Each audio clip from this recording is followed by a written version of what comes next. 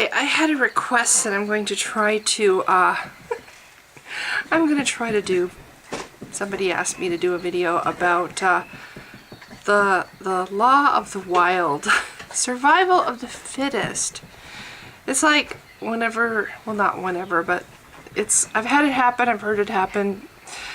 You're talking to a theist and you mention, you're talking about evolution and they're like, oh, so what, they die, survival, the strongest survive, or survival of the fittest, or whatever, like, this is something bad. Like, this is, like, it's like a put down, the way they say it.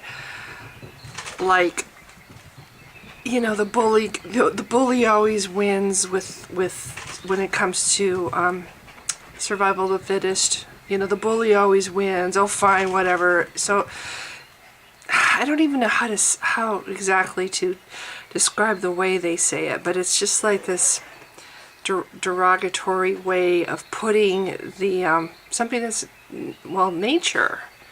Like, oh, your way is just so horrible because it's survival of the fittest and whatever, and like this is a horrible thing.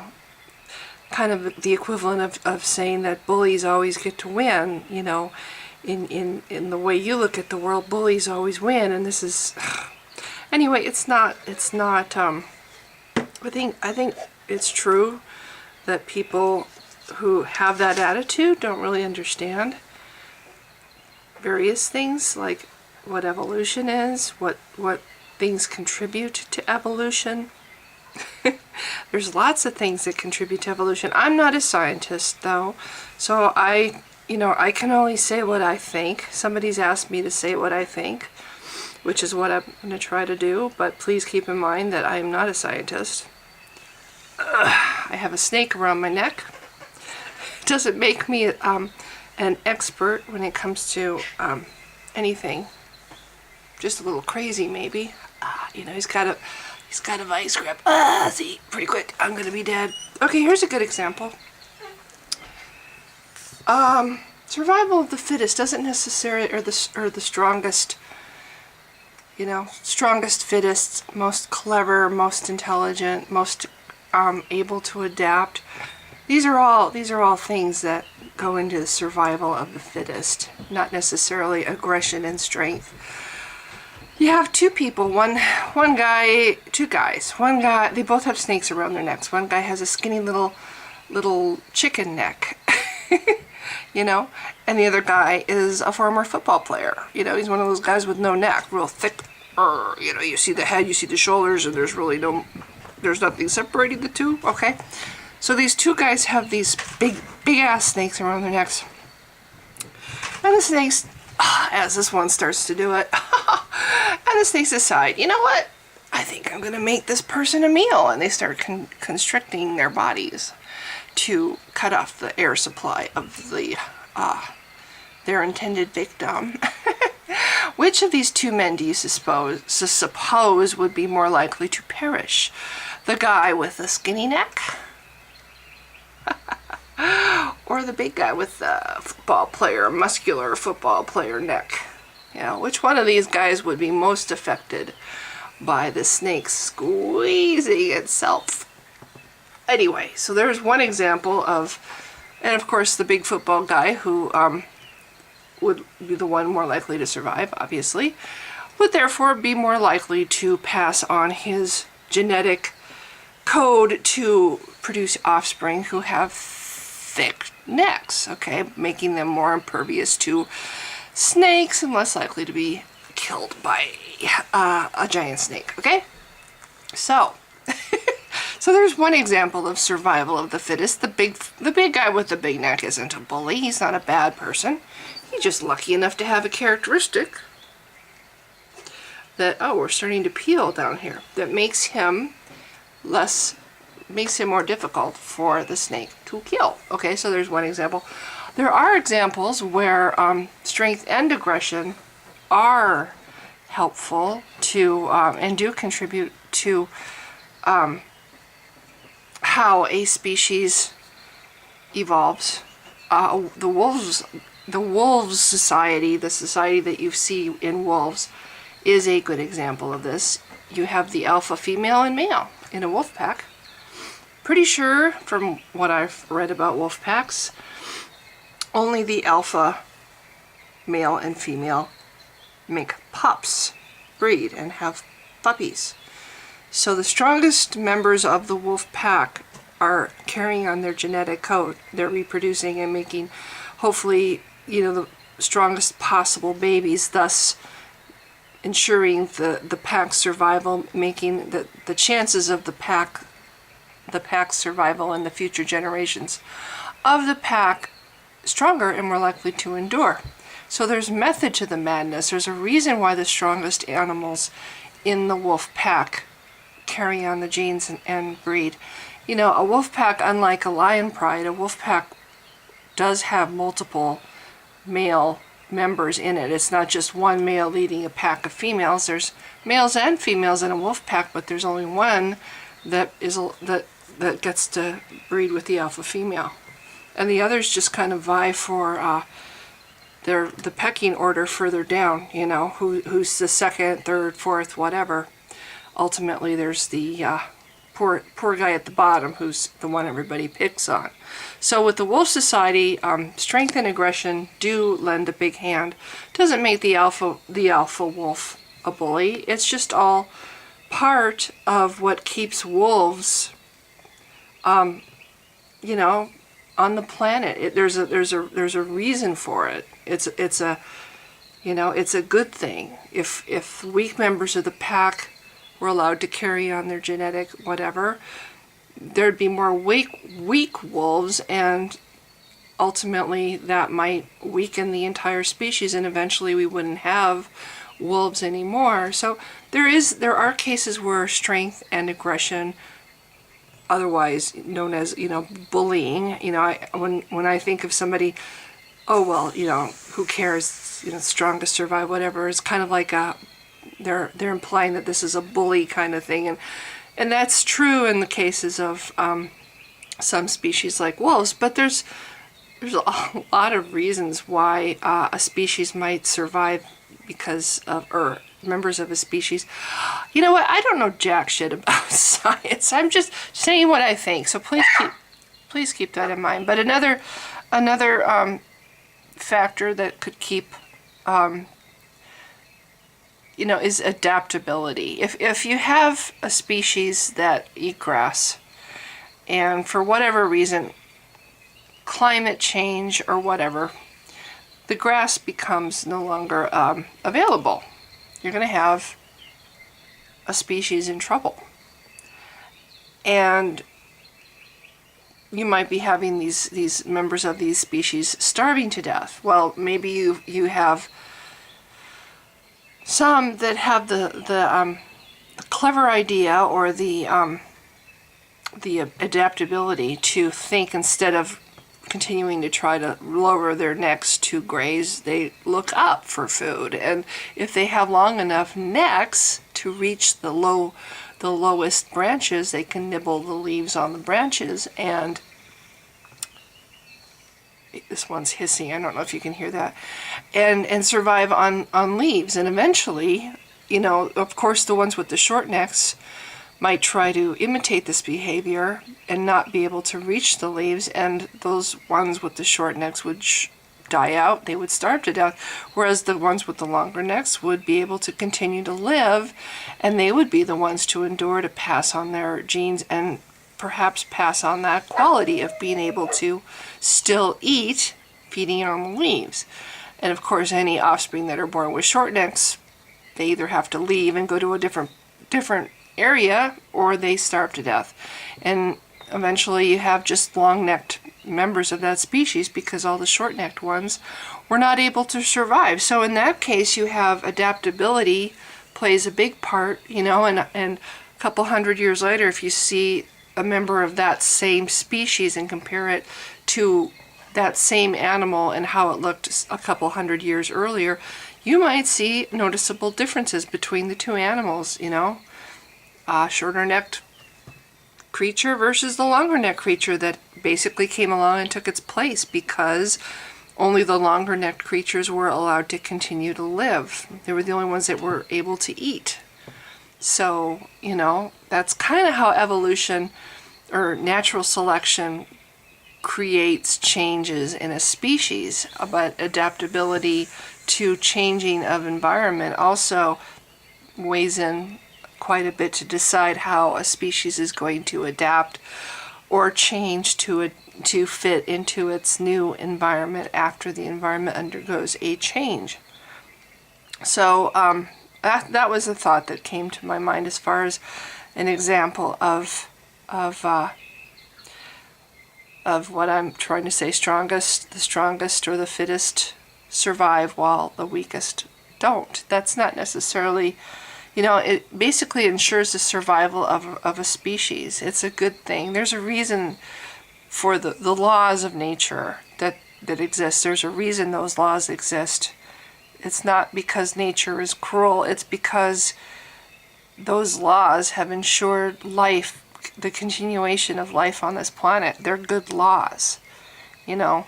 I'm trying to think of other examples.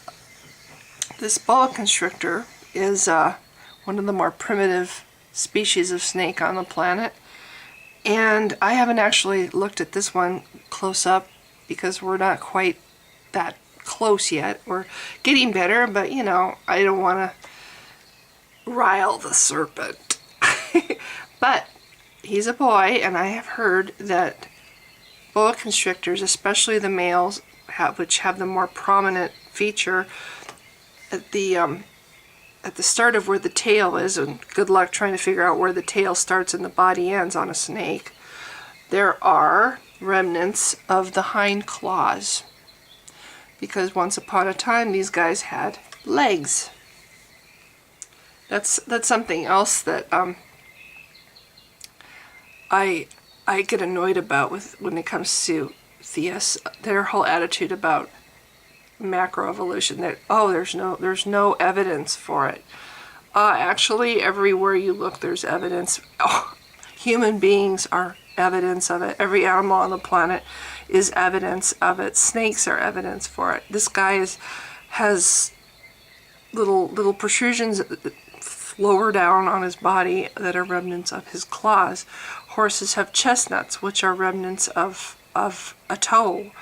Dogs have dew claws. Cats, I don't know if they call them dew claws with cats, but they also have remnants of a toe that no longer is used. Human beings have our appendix, which once upon a time, this is what I've read anyway. I don't know how if I'm remembering correctly, but I'm pretty sure what I read about the appendix is they believe that was necessary back in the day, you know, when we were primitive and we ground our flour with rocks, you know, just whatever, that pistol in the bowl kind of thing, or whatever they did to grind flour way back when didn't do a very good job. And so the bread, the bread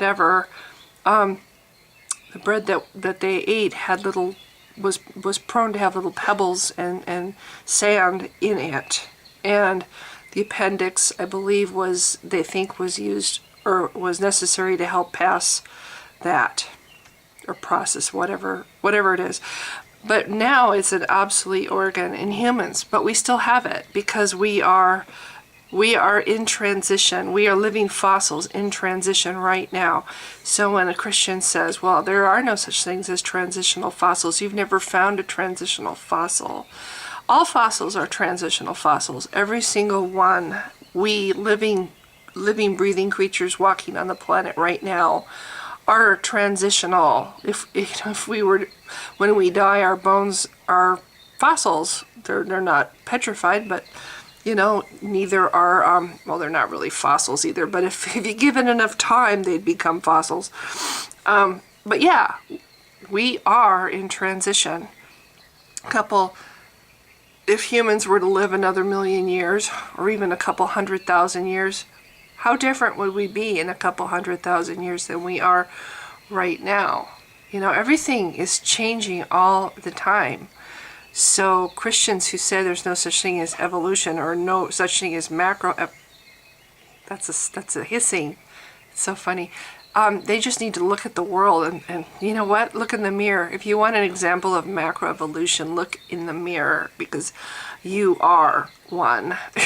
Another thing we have are our wisdom teeth. You know, they pull them because we have more teeth usually than, well, anyway, there's really no purpose for the wisdom teeth. They're still there though from the days when we needed to have those big strong teeth, but not so much anymore. You know, we're not trying to get to the marrow and bones or anything like that anymore. So we are in transition. Everything is in transition. So it's just, I think I've run out of stuff to say. I think that's what I think of when I think of natural selection and survival of the fittest. It's a very good law of nature because it ensures the survival not only of the fittest members of the species, but the species itself. There's a reason for that. He's really shitty. There's a rough spot right here. There's a reason for it, and it works. And to think that it's the bullies always win kind of mentality. No, it's the animals that are the clever ones, or the ones who adapt or can think out of the box, or are aggressive or stronger, or have a characteristic that makes them so they can cope better to a change in their environment. You know, in my example where you have animals that are grazers, but their necks are too short for them to reach up and nibble on leaves, they could have continued on as they were. If the grass had not gone away, they could have continued on. The fact they had short necks did not impede them, or did not come in the way of anything. You know, it wasn't really a weakness until the grass went away, and suddenly that characteristic in that animal suddenly became a deterrent for them, or made it less likely for them to be able to eat and continue to live. So, but that's kind of how nature is. You don't, it's not like it's planned. Nothing is planned. It's like, it's just the way things go along the way as the world changes and animals try to keep living, to continue their species. They either can or they can't. Another animal to watch in the subject of that are the polar bears. Polar bears are facing a huge crisis right now. They are adapted to life on the ice, and they eat sea lions and animals, that live on the ice too. The ice is going away, and probably in my lifetime there will be no more ice caps, or there'll be very small ice caps. The polar bear is either going to go extinct. Sorry, the snake is. He's either going to go extinct completely, or he's going to adapt. And if he adapts, he might change his it'll be I wish I could fast forward and see what that particular species of bear looks like in 100 or 200 years, if it's even here. And if it is still here, how will it change not having the environment that it has had? Because it's not going to have that environment much longer. So it's going to have to adapt to a less frigid environment, an environment where, the prey might be different, or the way to catch prey might be different. So that bear is physically very likely going to have to change and adapt. And it might not look the same in a couple hundred years. So anyway, this is the best I can do as far as talking about this kind of thing. Things change with their environment, and survival of the fittest means animals that are able to change and adapt, and the ones that can survive, and the ones that can't don't. So, and a species like a wolf, where the strongest and most aggressive animal is the one that passes on its genes, it probably also makes not only makes the wolves strong and able to continue to live, but probably makes their chances of being able to adapt greater too, because the stronger the animal, the more resilient it's going to be to climate change. So anyway, if you've been watching, thank you. I guess that's it. Bye.